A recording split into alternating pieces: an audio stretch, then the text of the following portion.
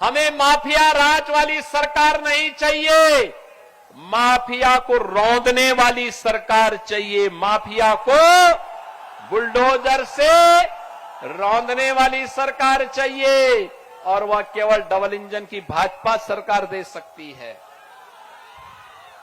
हमें कटमनी वाली सरकार नहीं चाहिए, हमें तो इन नौजवानों के हाथों को कार्य देने वाली सरकार चाहिए। इन बहनों के लिए कार्य देने वाली सरकार चाहिए। बंगाल की संस्कृति को सम्मान देने वाली सरकार चाहिए। याद करिए, बांग्लादेश में हिंदुओं का कत्लेआम हुआ, ममता दीदी मौन रही। उनको भय था, वो बोली कि तो उनका वोट बैंक खिसक जाएगा, उनका वोट बैंक खिसक जाएगा। हमने विरोध किया, हमने विरोध किया। ये हिंदुओं पर अत्याचार स्वीकार्य नहीं, मुंहतोड़ जवाब देंगे।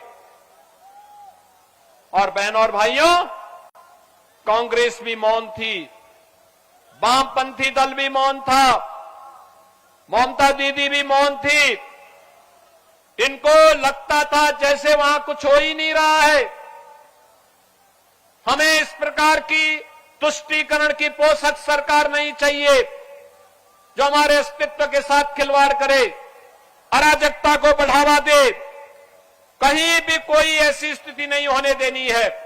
याद करिए, बंगाल की जो 570 किलोमीटर की लैंड जिसकी फेंसिंग होनी है, टीएमसी की सरकार फेंसिंग नहीं होने देना चाहती, क्योंकि वे घुसपैठी सिंडिकेट को बंगाल के अंदर घुसपैठ करवा करके यहां की डेमोग्राफी को अपने वोट बैंक के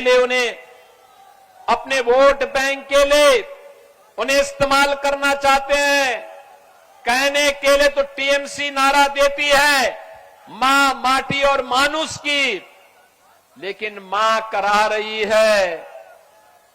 माटी घुसपैठियों के कब्जे में जा रही है और मानुष यहां का भयभीत है और सहाय जैसा दिखता है।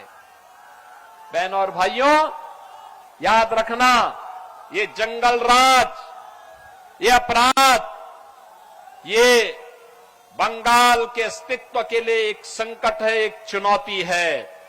हमें कभी देश को दिशा देने वाले बंगाल की इस पावन धरा का आह्वान करने के लिए मैं आया हूं।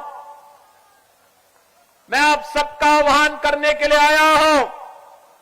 बंगाल भारत की कल्चरल कैपिटल के रूप में जानी जाती थी।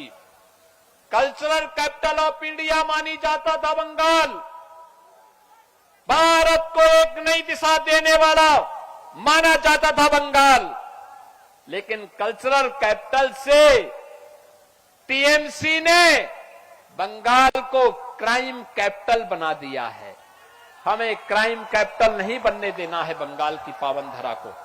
और यही कहने के लिए मैं आज आपके पास आया हूं।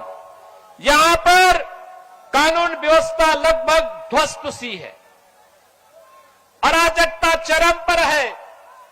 याद करिए, जहां पर न्यायिक अधिकारी भी सुरक्षित न हो, एक कॉमन मैन की क्या बात करते हैं आप?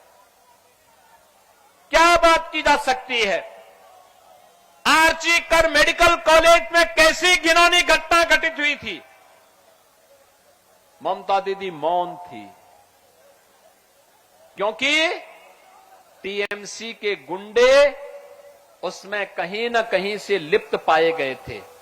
और इसीलिए तो ये लोग अब सत्ता संचालन के अधिकारी नहीं हो सकते। इनके देशद्रोही मंसूबों को पूरी तरीके से समाप्त करने का इस समय आ गया है।